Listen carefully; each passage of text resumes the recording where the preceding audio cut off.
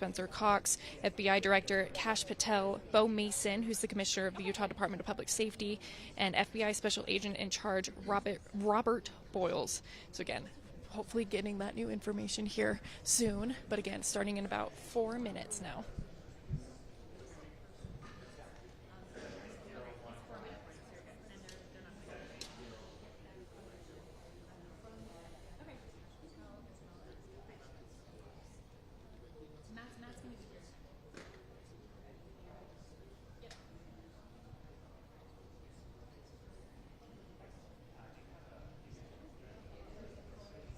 Yeah, that's exactly right. As much as we see and also we see what is posted online and what other sources say, it is very, very important for the integrity of our reporting to make sure we have those verified sources. So while we are saying this information, we do want to make it very clear that we have not had this confirmed from anybody here at this press conference here. This has all just been speculation being posted online at this point. But again, we're hoping to get that confirmed information and bring it to you guys here live.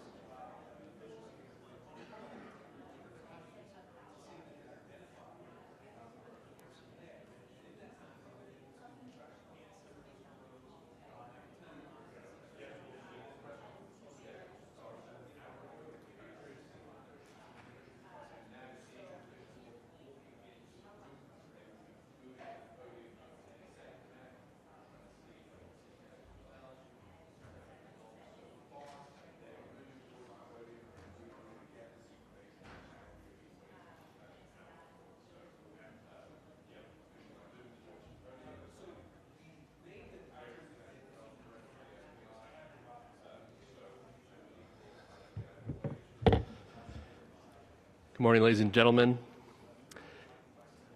At today's press conference, we will hear from Governor Cox, FBI Director Kash Patel, and Sheriff Mike Smith.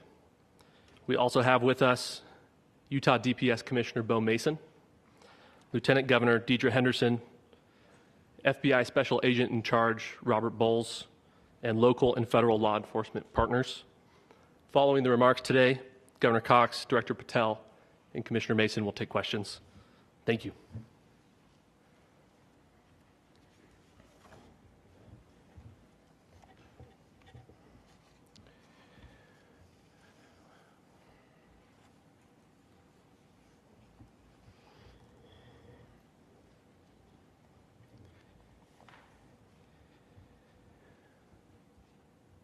Good morning, ladies and gentlemen. We got him. On the evening of September 11th, a family member of Tyler Robinson reached out to a family friend who contacted the Washington County Sheriff's Office with information that Robinson had confessed to them or implied that he had committed the incident. This information was relayed to the Utah County Sheriff's Office and scene investigators at Utah Valley University. This information was also conveyed to the FBI. Investigators reviewed additional video footage from UVU surveillance and identified Robinson arriving on UVU campus in a gray Dodge Challenger at approximately 8:29 a.m. on September 10th, in which he is observed on video in a plain maroon t-shirt, light-colored shorts, a black hat with a white logo, and light-colored shoes. When encountered in person by investigators in Washington County on September 12th, in the early morning hours, Robinson was observed in consistent clothing with those surveillance images. Investigators interviewed a family member of Robinson who stated that Robinson had become more political in recent years. The family member referenced a recent incident in which Robinson came to dinner prior to September 10th, and in the conversation with another family member, Robinson mentioned Charlie Kirk was coming to UVU. They talked about why they didn't like him and the viewpoints that he had. The family member also stated Kirk was full of hate and spreading hate. The family member also confirmed Robinson had a gray Dodge Challenger. Investigators identified an individual as the roommate of Robinson. Investigators interviewed that roommate, who stated that his roommate, referring to Robinson, made a joke on Discord. Investigators asked if he would show them the messages on Discord. He opened it and showed several messages to investigators and allowed investigators to take photos of the screen as each message was shown by Robinson's roommate. These photos consisted of various messages, including content of messages between the phone contact named Tyler with an emoji icon and Robinson's roommate's device.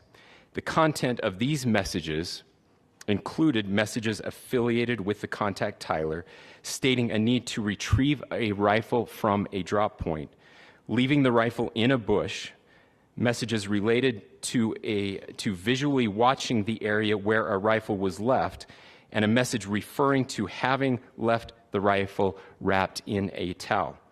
The messages also refer to engraving bullets and a mention of a scope and the rifle being unique. Messages from the contact Tyler also mentioned that he had changed outfits. I know there has been speculation as well as to the writing on those casings, those bullet casings, and I believe we have that as well. And I will share that with you now. So the area north of Campus Drive Road where the suspect crossed over, you saw some of that in the video that we released last night, consists of a grassy area with trees on the edge of the UVU campus. Investigators discovered a bolt-action rifle wrapped in a dark-colored towel.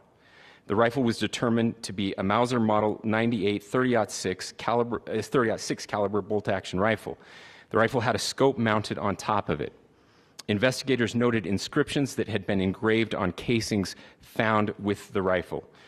Inscriptions on a fired casing read, "Notices, bulges, capital O-W-O, what's this, question mark." Inscriptions on the 3 unfired casings read, "Hey fascist, exclamation point, catch, exclamation point." up arrow symbol, right arrow and symbol, and 3 down arrow symbols. A second unfired casing read, "Oh Bella Chow, Bella Chow, Bella Chow, Chow Chow." And a third unfired casing read, "If you read this, you are gay, LMAO." We are indebted to law enforcement across the state who has worked seamlessly together, local law enforcement, state law enforcement, and our federal partners with the Federal Bureau of Investigation. We're grateful for everyone who worked together in such a short amount of time to find this person and to bring justice. I want to thank the public who has been so engaged, reviewing videos, helping us with sending in tips, and helping us get to this point. I want to thank the family members of Tyler Robinson who did the right thing in this case and were able to bring him into to law enforcement as well.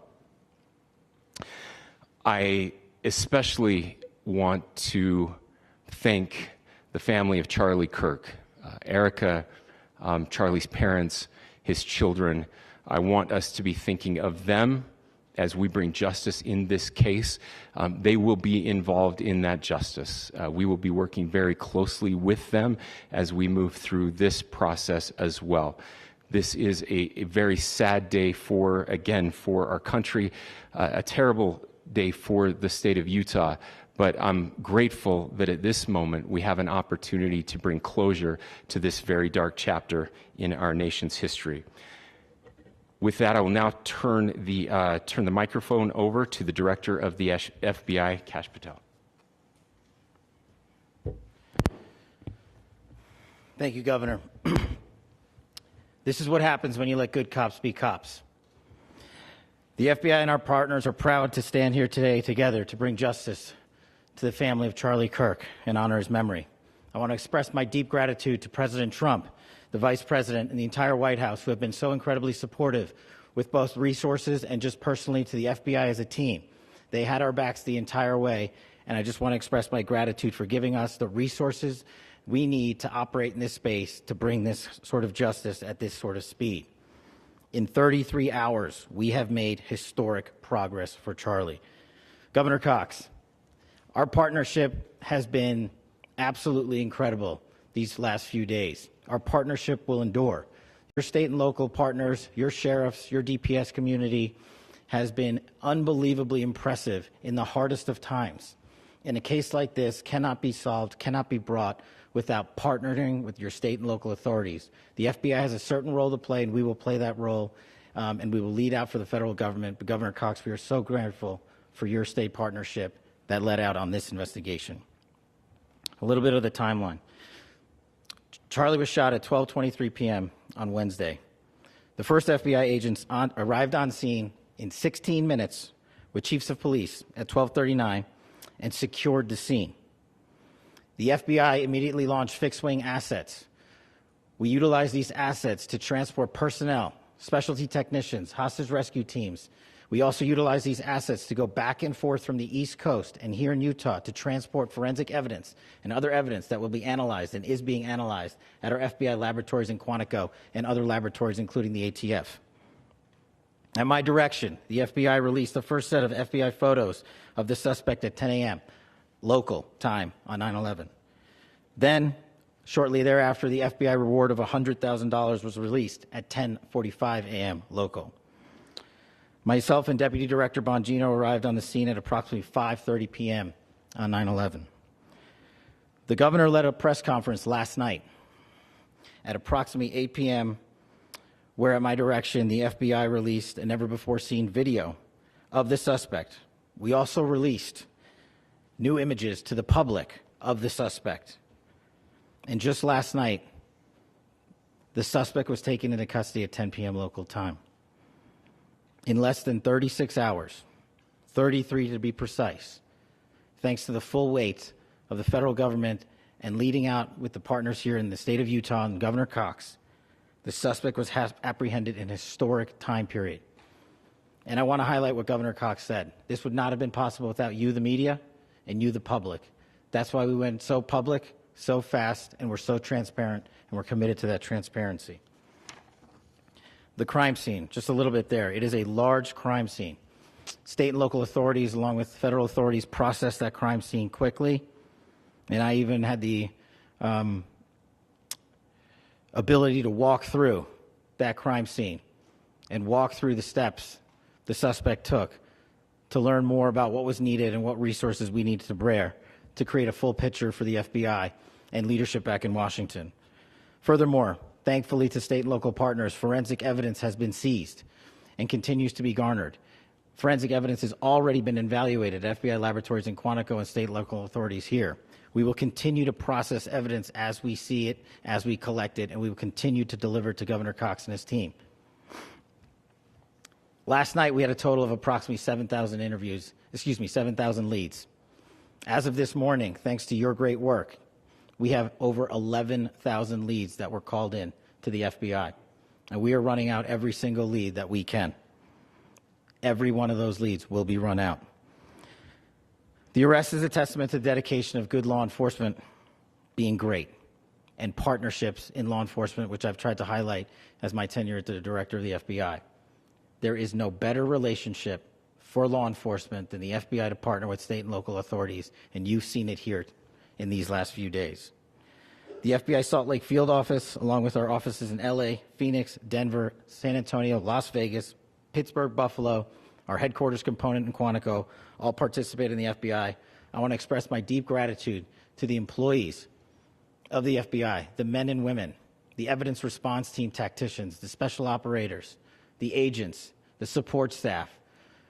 You have done monumental work in historic time when the public, who had a right to demand such an expeditious solving of an investigation, the FBI answered that call diligently, critically important to our nation, and we delivered. And I'm proud to be their leader, and I'm proud to be the director of the FBI.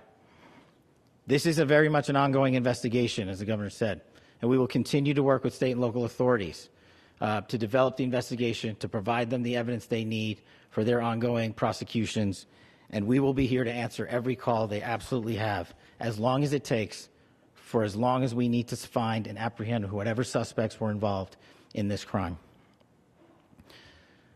Lastly, to my friend Charlie Kirk, rest now, brother. We have the watch, and I'll see you in Valhalla.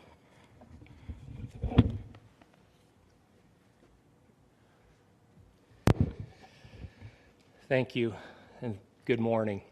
I would just like to take a few minutes as the sheriff to express my gratitude for everybody who has played a part in this investigation.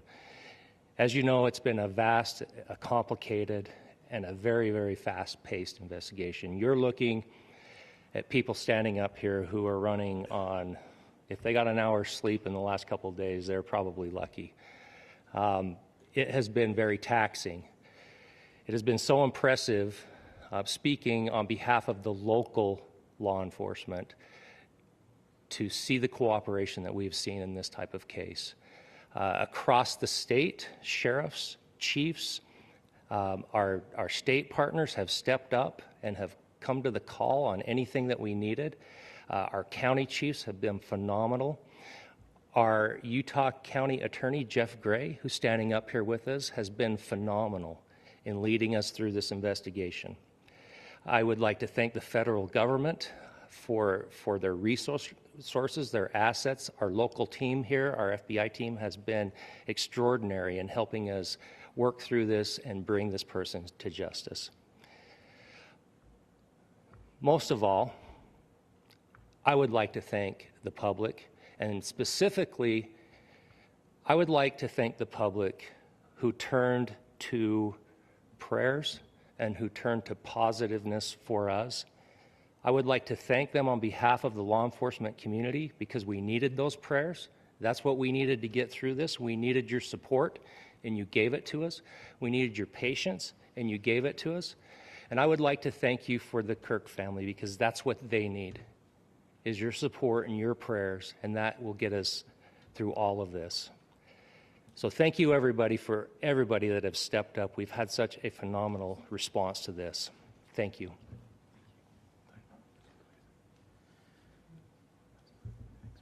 I also want to give a special thanks to the Attorney General and the Department of Justice. Their unwavering support and their commitment to justice is shown true here. And without AG Bondi and Deputy Attorney General Todd Blanche and the resources they brought to bear, we would not have been able to complete our mission. And I just want to say special thanks. It's an honor to be a part of the Department of Justice. Thank you again to our incredible law enforcement team who has worked so hard. Sheriff, I got a solid 90 minutes last night, so I'm probably the most well-rested person up here.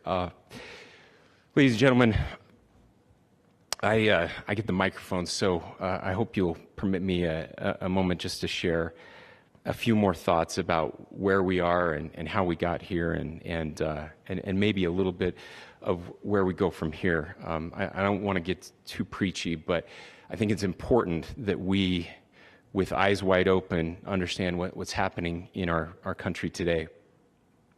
I've heard people say, well, why are we so invested in this? There's violence happening all across our country, and violence is tragic everywhere, and every life taken is a child of God who deserves our love and respect and dignity. This is certainly about the tragic death, political assassination of Charlie Kirk. But it is also much bigger than an attack on an individual. It is an attack on all of us. It is an attack on the American experiment. It is an attack on our ideals. This cuts to the very foundation of who we are, of who we have been, and who we could be in better times. Political violence is different than any other type of violence for lots of different reasons. One, because in the very act that Charlie championed of expression, that freedom of expression that is enshrined in our founding documents, in having his life taken in that very act, makes it more difficult for people to feel like they can share their ideas, that they can speak freely. We will never be able to solve all the other problems, including the violence problems that people are worried about, if we can't have a clash of ideas safely and securely. Even, especially those ideas with which you disagree. That's why this matters so much. Over the last 48 hours, I have been as angry as I have ever been, as sad as I have ever been. And it was, as anger pushed me to the brink, it was actually Charlie's words that pulled me back. I'd like to share some of those. And specifically right now, if I could, I need to talk to the young people in our state, in my state, and all across the country. As President Trump reminded me, he said, you know who really loved Charlie? The youths. And he's right. Young people loved Charlie, and young people hated Charlie. And Charlie went into those places anyway. And these are the words that have helped me. Charlie said, when people stop talking, that's when you get violence. He said, the weak can never forgive. Forgiveness is the attribute of the strong. The only way out of the labyrinth of suffering is to forgive. Welcome without judgment, love without condition, forgive without limit. He said, always forgive your enemies. Nothing annoys them so much. A few months ago, I referenced this last night, Charlie posted to social media, when things are moving very fast and people are losing their minds, it's important to stay grounded. Turn off your phone, read scripture, spend time with friends, and remember, internet fury is not real life. It's going to be okay. He again said, when you stop having a human connection with someone you disagree with, it becomes a lot easier to commit violence. He said, what we as a culture have to get back to is being able to have a reasonable agreement, where violence is not an option. Now, again, to my young friends out there, you are inheriting a country where politics feels like rage. It feels like rage is the only option. But through those words, we have a reminder that we can choose a different path. Your generation has an opportunity to build a culture that is very different than what we are suffering through right now. Not by pretending differences don't matter, but by embracing our differences and having those hard conversations. I think we need more moral clarity right now. I hear all the time that words are violence. Words are not violence. Violence is violence. And there is one person responsible for what happened here. And that person is now in custody and will be charged soon and will be held accountable. And yet, all of us have an opportunity right now to do something different.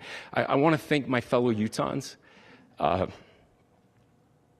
This bad stuff happens. For 33 hours, I was praying that if this had to happen here, that it wouldn't be one of us. That somebody drove from another state, somebody came from another country. Sadly, that prayer was not answered the way I had hoped for, just because I thought it would make it easier on us if we could just say, hey, we don't do that here. And indeed, Utah is a special place. We lead the nation in charitable giving. We lead the nation in service every year. But it did happen here. And it was one of us. But I want you to look at how Utahns reacted the last 2 nights. There was no rioting. There was no looting. There were no cars set on fire. There was no violence.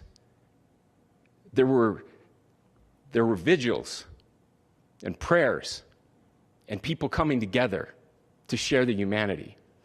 And that, ladies and gentlemen, I believe is the answer to this. We can return violence with violence. We can return hate with hate. And that's the problem with political violence, is it metastasizes. Because we can always point the finger at the other side. And at some point, we have to find an off-ramp, or it's going to get much, much worse. But see, these are choices that we can make. History will dictate if this is a turning point for our country.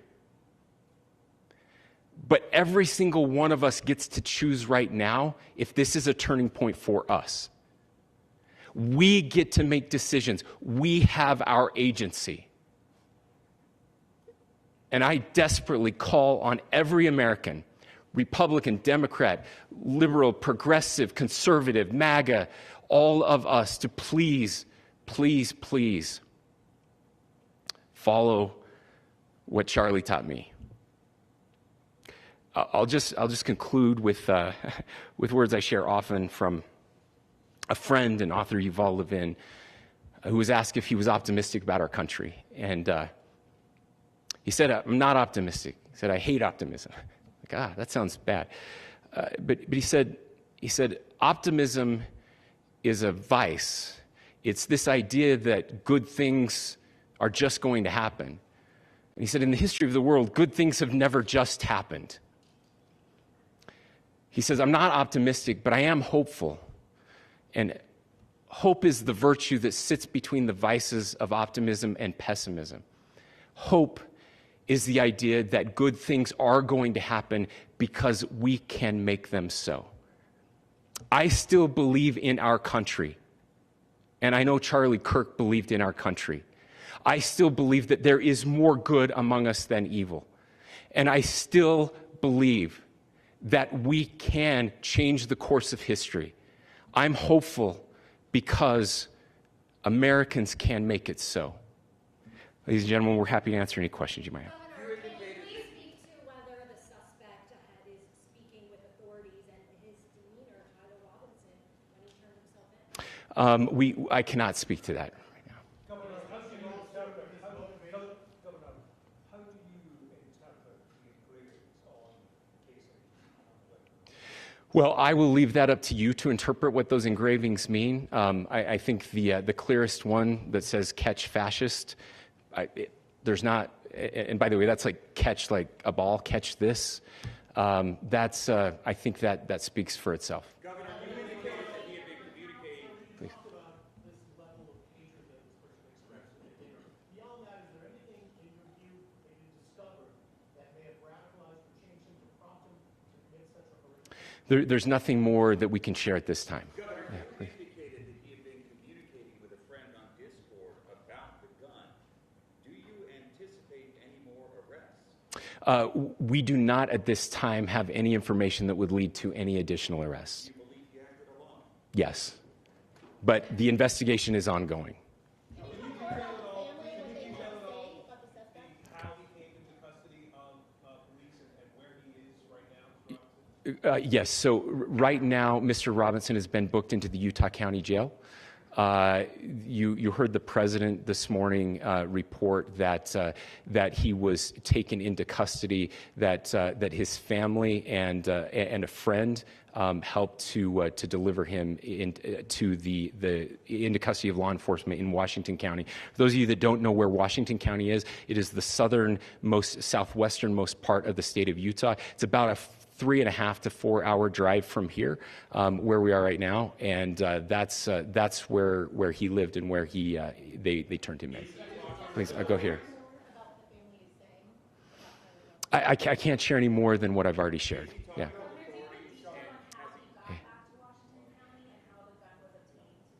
So how we obtained the gun? The gun was found here. So I don't have much more details on that. We do know that he drove. We had his car here on campus, and then we had his car going south back to the St. George. It's actually the city of Washington in Washington County. Is he talking with authorities and did he discuss a motive? I'm sorry? We don't have any information that would lead us to believe that. Yes, in fact, it was just released. Yes. Talking with authorities and did he discuss a motive? I can't answer that right now. Yeah, thank you. Over here.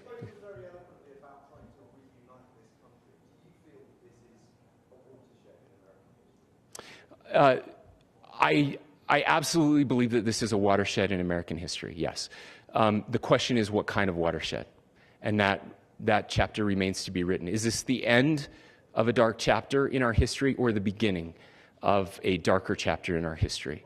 Look, I mean, if you look at true political assassinations in this country of someone of this stature, this feels a lot like the late 60s, and having one so gruesomely displayed on camera in all of our hands and in all of our pockets. We are not wired as human beings biologically, historically. We have not evolved in a way that we are capable of processing those types of violent imagery. And by the way, we've seen another one with a gruesome stabbing very recently that went viral. This is not good for us. It is not good to consume. Social media is a cancer on our society right now. And I would encourage people to log off, turn off, touch grass, hug a family member, go out and do good in your community. That is happening, and it's happening organically right now. I had a friend in a small city in Utah who said, we're getting together, the Republicans and Democrats in my little town are getting together to have a discussion last night, just to find a way to find their better angels. So yes, this could be, I mean, again, you have to go back to JFK to have seen a video live of something like this happening. I wasn't born until 1975, but I know that things were really dark in the late 60s. Sorry to some of you. I know some of you were there. This is our moment. Do we escalate, or do we find an off-ramp? And again, it's a choice. It's a choice, and every one of us gets to make that choice. Two more questions right here. Could we clarify that the release of those enhanced images at 8 p.m., the timeline that Director Patel gave us, led to the arrest at 10 p.m.? Is there a direct connection between those two events? I cannot comment if there is a direct connection or not, but all I can say is that through some process, the family came to know that this had happened. One more thing, Governor. Could you just clarify the clothing issue you mentioned earlier? Was he changing outfits? Correct. Yes. So when he's first spotted on campus, he has different clothing on, and then he changes clothing on the roof, and then changed back into that clothing at some point, so that when he was apprehended, when he was arrested, the clothing matched the clothing he had on before the shooting here at UVU. Last question here. Yes. Suspect was from Utah. Can you kind of tell us a little bit more about where, and was he a student here at this university, and is there any history of mental illness? Yeah. So I don't have any information on the mental illness part. He was not a student here at UVU. He was living and had lived for a long time with his family in Washington County, in the southernmost part of our state. Thank you, everyone, for your great work in getting this information out. I would just say, process-wise, this may be important. I know many of you aren't familiar with the process in Utah. I think it's important that you understand that. Basically, we have 3 days for charging documents to be filed. A CI will be filed. We'll have more information then, more detailed information as those charging documents are filed in preparation for a preliminary hearing. So 3 days. So we would anticipate then that early next week those charging documents will be filed. We will obviously be working. The county attorney will be working very closely with Mr. Kirk's family as those documents and decisions are prepared and made. Thanks, everyone.